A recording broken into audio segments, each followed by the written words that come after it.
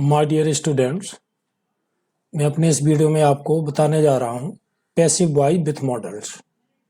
Models में auxiliary verb, जिसे हम हेल्पिंग वर्ब भी कहते हैं, तो कुछ हेल्पिंग वर्ब को मॉडल का रूप दिया गया। इनके साथ हम पैसिव वॉइस कैसे बनाते हैं आपने पढ़ा होगा, जानते भी होंगे कि मॉडल्स जैसे can, could, may, might, shall, should, will, would, ought, need, dare, ये मॉडल्स कहलाते हैं जो किसी भी सेंटेंस में हेल्पिंग वर्ब का कार्य करते हैं। तो इनके साथ बहुत सिंपल है पैसिव वॉइस।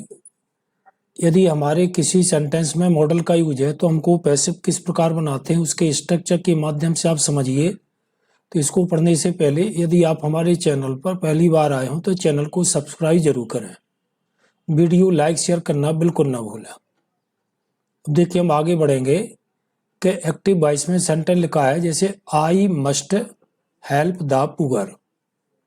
इसमें जो मस्ट वर्ड है ये हेल्पिंग वर्ब है, इसको हम मॉडल कहते हैं।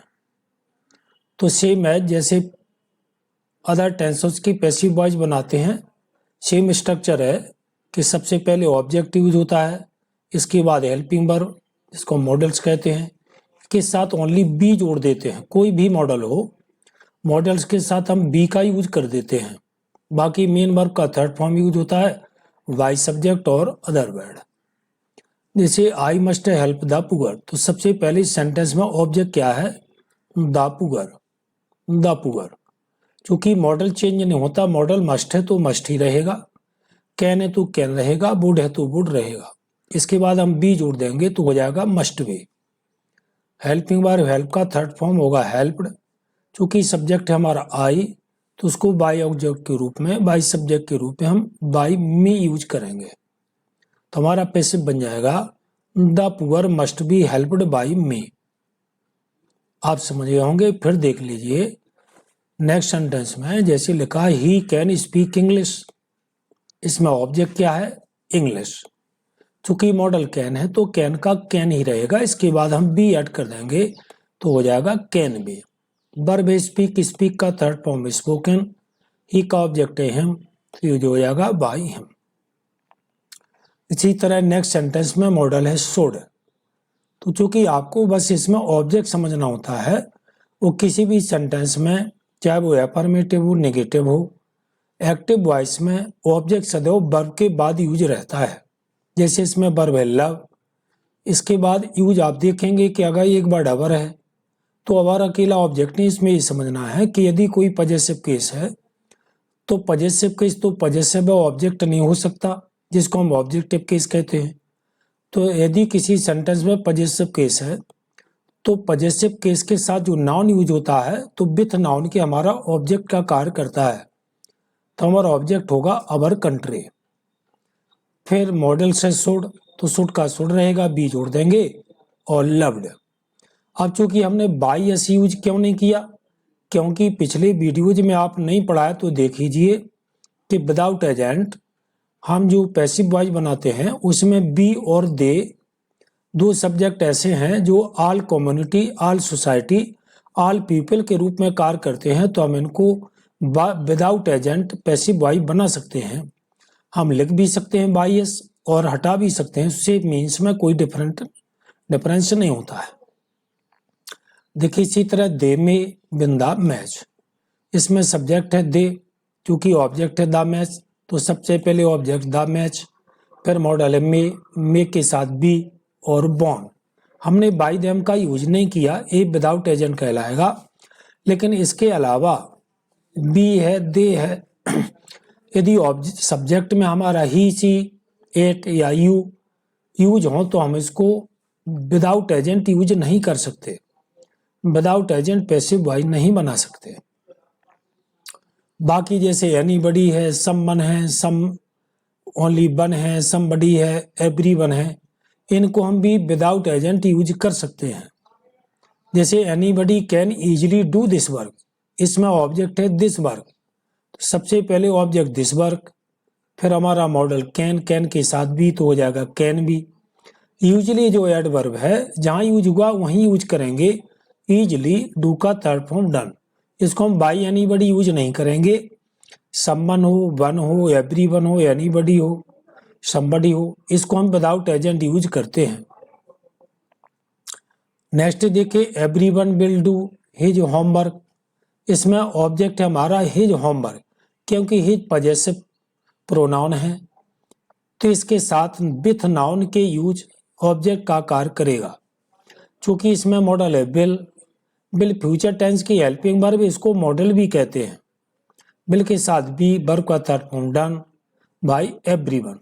चूंकि एवरीवन अगर एनीबडी समबडी लिखा हो तो उसको हम हटा देते हैं, लेकिन किसी सेंटेंस में यदि एवरीवन सब्जेक्ट के रूप में यूज है तो हम इसको विदाउट एजेंट यूज नहीं करेंगे, एवरीवन हमको लिखना होगा, क्योंकि किसी एक के द्वारा नहीं प्रत्येक के द्वारा कार्य किया गया। चूंकि वन बाई वन है तो आल के रूप में, लेकिन वन बाई वन एक एक करके के अर्थ में यूज होता है एवरीवन का ब्रो, तो उसको हम बाय एवरीवन यूज करेंगे। जैसे they must do it at once, आप देखिए एट वंस आप समझेंगे। यदि आप नहीं समझते कि शायद एट वंस ऑब्जेक्ट होगा एट होगा, तो मैं पहले ही बता चुका हूं कि वर्ब के बाद ऑब्जेक्ट होता है। वर्ब चूंकि इसमें डू है, डू के बाद वर्ड है एट, तो इसमें एट वंस तो कंप्लीमेंट के रूप में कार्य करेगा, इट ऑब्जेक्ट के रूप में कार्य करेगा, अर्थात इसका ऑब्जेक्ट होगा एट।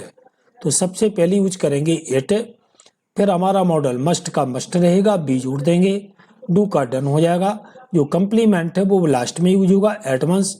हम इसको दे ऑल कम्युनिटी के रूप में यूज है, इसको हम बाय देम यूज ना करके विदाउट एजेंट यूज कर सकते हैं। नेक्स्ट देखिए he can do, he can not do it, चूंकि ये नेगेटिव है, नेगेटिव सेंटेंस में मॉडल का यूज हो तो उसमें भी हम मॉडल के बाद नॉट का यूज कर देंगे, बाकी कोई चेंजिंग नहीं होती है। तो ऑब्जेक्ट है हमारा इट, मॉडल का मॉडल कैन रहेगा, कैन के बाद नॉट पहले था, पैसिव में भी मॉडल के बाद ही यूज होगा नॉट, बी के बाद यूज नहीं होगा, अर्थात मॉडल और बी के बीच में नॉट का यूज करते हैं। तो नॉट के बाद बी, फिर वर्ब का थर्ड फॉर्म। अब चूंकि इसमें सब्जेक्ट है ही, तो हम ही को हटा नहीं सकते, इसलिए बाय सब्जेक्ट के रूप में यूज करेंगे बाय। देखिए next, you should not eat fast food, ये शुड जो है चाहिए के अर्थ में यूज हुआ, आपको जल्दी पकने वाले भोजन नहीं खाना चाहिए। तो ऑब्जेक्ट है फास्ट फूड, शुड का शुड रहेगा, इसके बाद नॉट यूज होगा, फिर बी आएगा, वर्ब का थर्ड फॉर्म, बाय सब्जेक्ट माने बाय यू, क्योंकि यू का ऑब्जेक्ट भी यू होता है, अर्थात यू ऑब्जेक्ट के रूप में यूज हुआ। अब आता है nobody, nobody could kill the criminal, चूंकि इसमें ऑब्जेक्ट है द क्रिमिनल, तो द क्रिमिनल मॉडल कुड है, कुड का यूज कुड रहेगा, कुड के बाद नॉट यूज होगा, बी और किल्ड। चूंकि इसमें नोबडी समबडी जैसे एफर्मेटिव में यूज होता है, अर्थात ये नोबडी नेगेटिव सेंटेंस है, जैसे कि हम इसको इस रूप में भी लिख सकते कि समबडी कुड नॉट या नोबडी कुड।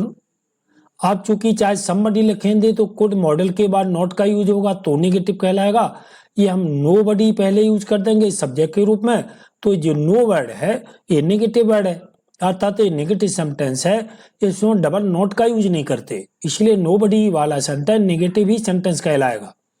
अर्थात इसमें हम बाय समबडी हटा देते हैं, तो इसमें बाय नोबडी हटा करके चूंकि नेगेटिव के लिए नॉट का यूज करेंगे। अगर नॉट भी नोबडी पूरा हटा देंगे, नॉट का यूज नहीं करेंगे, तो अफर्मेटिव सेंटेंस कहलाएगा, अर्थात नेगेटिव सेंटेंस तो नेगेटिव में पैसिव वॉइस बनेगी, अर्थात नोबडी को हटा करके हम इसमें नॉट का यूज कर देते हैं। बने रहिए हमारे चैनल पर, नेक्स्ट वीडियो में फिर मिलेंगे। थैंक्स।